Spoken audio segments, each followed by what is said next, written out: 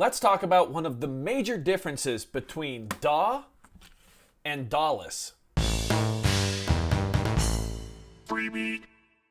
Hey, how's it going, everybody? Welcome to Freebeat, where I post new music-related content every single day, so if that sounds good to you, hit that subscribe button, ring that notification bell, and be sure to check out my free upcoming live stream concert, Freebeat Live Clash of Fools. It's on Friday, April 2nd at 7 p.m. Pacific Standard Time. It's going to be a ton of fun. Hope to see you there. Let's get started.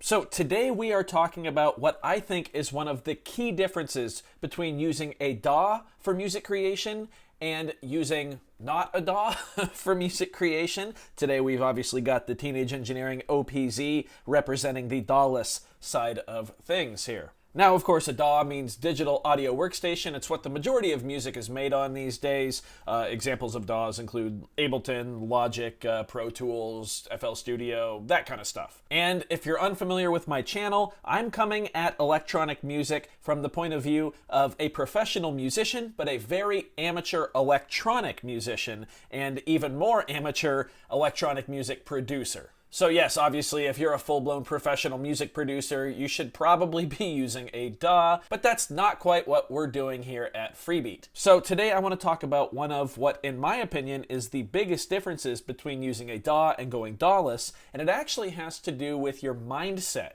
And yes, like I just said, this is my opinion, so feel free to disagree with me. That's what humans are all about. But anyway, what I'm talking about is that when I use a DAW, it seems that in my head, I find myself frequently saying, how can I get through all of these features? How can I search through all the stuff that this amazing software can do to find the exact one thing that I want to do? Whereas when I'm going DAWless, when I'm using a groovebox like the OPZ or the Model Cycles or something like that, my mindset is, how can I utilize all the features of this device to achieve the exact thing that I want to do? So does that make sense? With a DAW, I feel like I have to weed through endless amounts of features to get to the exact thing that I want, whereas with a DAWless device, I am using those features to achieve the exact result that I want. With a DAW, it's almost like breaking down what something can do, whereas going DAWless, for me, it's more about building up to what it can do. And a lot of times I'll be chasing the same result. So for instance, let's say we want to apply some reverb to a bass drum. Let's go ahead and put a kick down here on 1, 2, 3, and 4. There we go. Just like that. Drop the click out of there. Now, if I'm on a DAW, I need to pull up like a drop-down menu that's got, I don't know, what feels like hundreds of different types of reverbs, and all of those reverbs have a ton of different settings. Whereas on the OPZ, I just need to go to page 4 of my parameters and turn up effect send to, which I have set to reverb. There we go, some reverb. Now let's say in the DAW, I finally find the reverb I want. I need to run some automation on that. Well, that's a whole nother menu, a whole different set of things that I have to go through with a whole bunch more of options that, honestly, I probably don't really understand what they do or how they work. Now, you could say, well, Freebeat, take the time to learn that. And that is true. I do plan on doing that.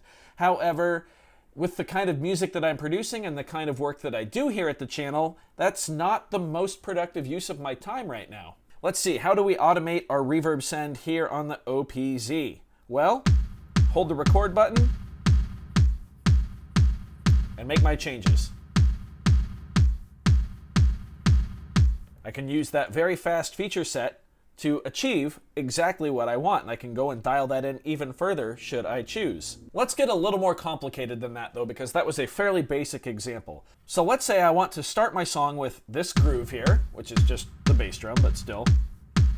Let's say I want to then switch to a different part of the song that changes tempo completely. Well, if I'm on a DAW, then I need to go and learn how to actually automate tempo change, which is a whole nother beast, especially in something like Ableton or Logic, because there are so many different options. Again, it's going through and weeding through a whole list of features, trying to break stuff down to achieve that goal. Where on the OPZ, we kind of have to get a little creative with it because it's limited.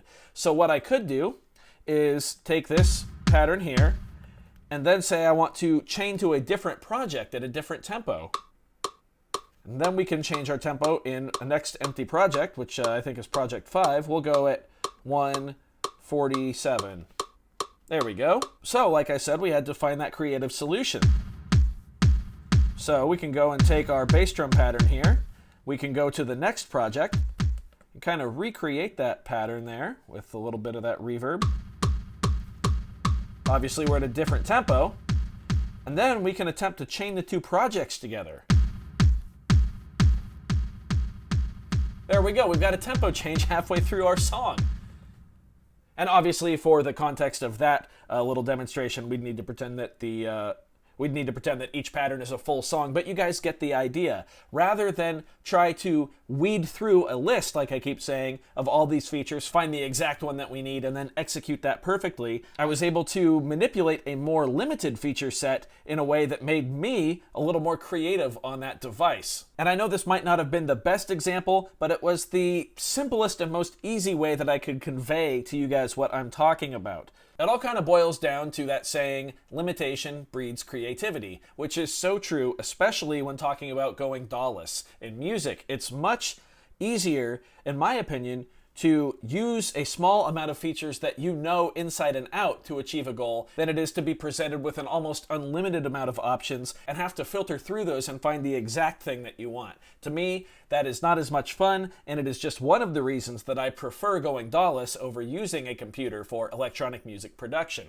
So I hope I was able to illustrate my point to you guys. Again, this was the simplest way that I could think of to actually show you what I'm talking about. I do plan on doing quite a few more videos on why I prefer going DAWless and kind of deep diving into all these little points. This is a huge one for me. The feeling of building something up is always going to be more fulfilling than filtering something down, in my opinion anyway.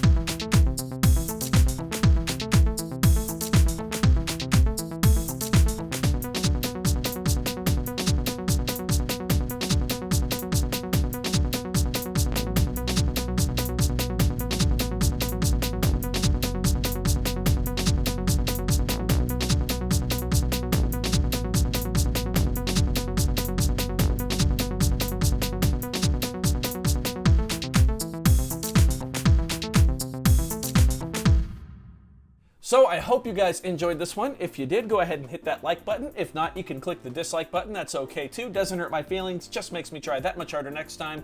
Either way, be sure to hit that subscribe button, ring that notification bell. Thank you so very much for being here. Thanks for watching. We'll see you next time. Bye.